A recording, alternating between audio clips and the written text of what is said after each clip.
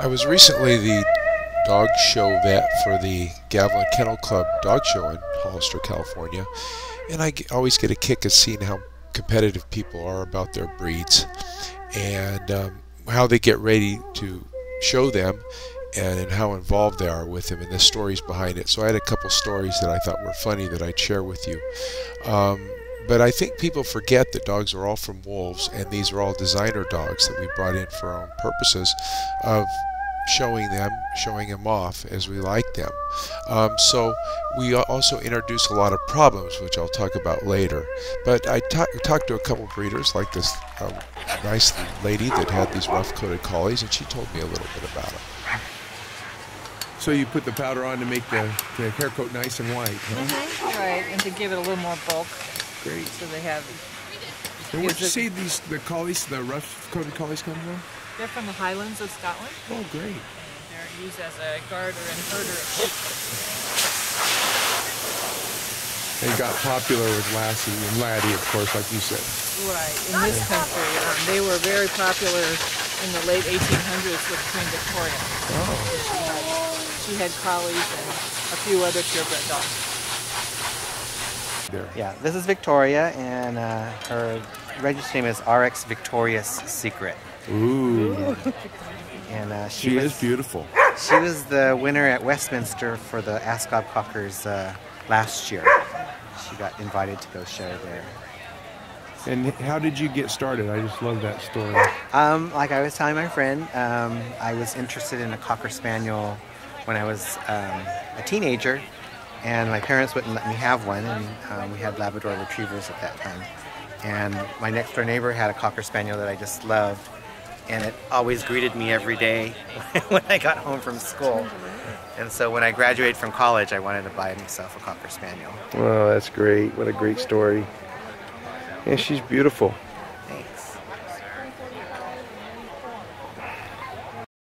Victoria is so beautiful. She's done so well.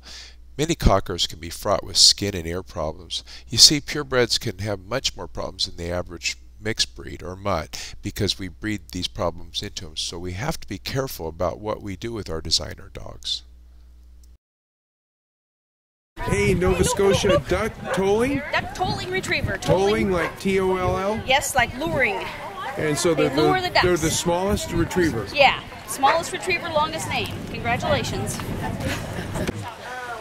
I didn't know people went all out showing dogs and stuff, but when I showed pigs, we used to put body oil on them, baby oil to get them shiny and stuff, and we body clipped them. How long did you show pigs? All through high school, 4 years of high school, and then when I was junior showing when I was a kid. So probably about 8, 9, 10 years. Do you ever shampoo a pig? Yeah. So it's all the same thing. All the same thing. When it comes to showing, you have to bring the best of them out. She's not able to jump down. So when did this first show up, Nancy? Right after she had her pregnancy, and after her pregnancy she got an infection, and then she recovered from the infection, and then she started showing the signs of this hereditary disease, and you can see it better in once we get her moving around a little bit.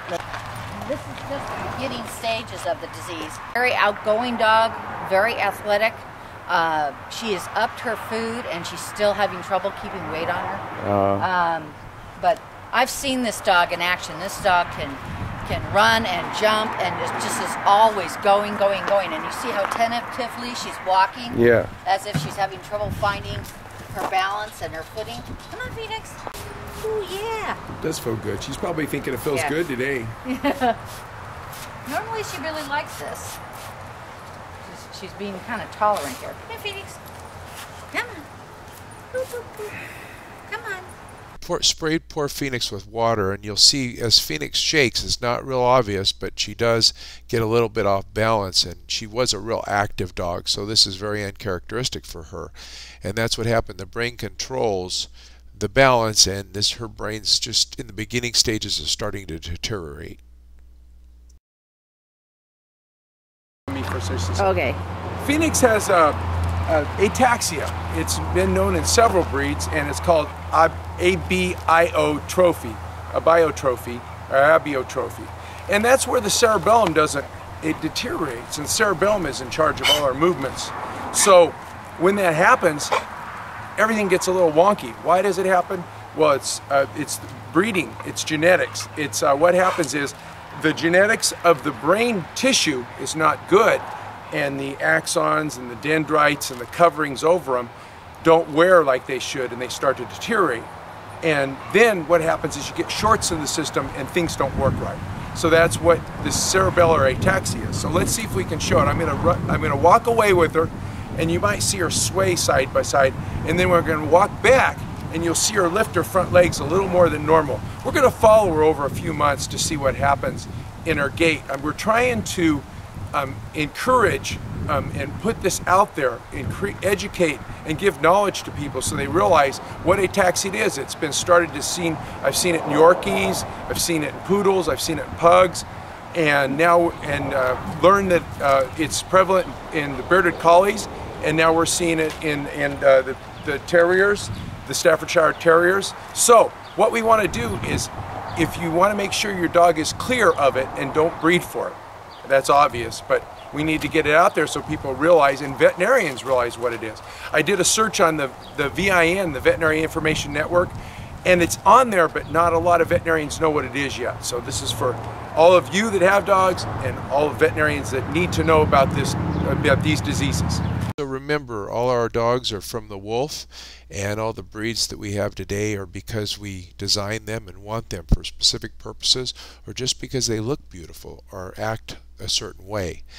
And in doing that, in breeding very close in lines, what we call line breeding, which is father to daughter and cousins and uncles and stuff, we could produce a lot of hereditary problems, and it's becoming more and more prevalent in dogs, it seems like. So what we have to make sure is that if there are purebreds with problems, let's not fool each other to think they're not genetic, because most things are genetic, and we have to be real careful about how we take care of what we've created. Another way you can avoid chronic problems in dogs, not only with hereditary and making sure the dogs aren't born with things, is to feed them better.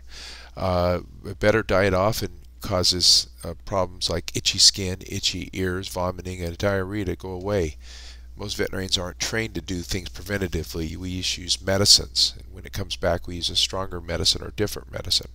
You can't use nutrition just like a drug.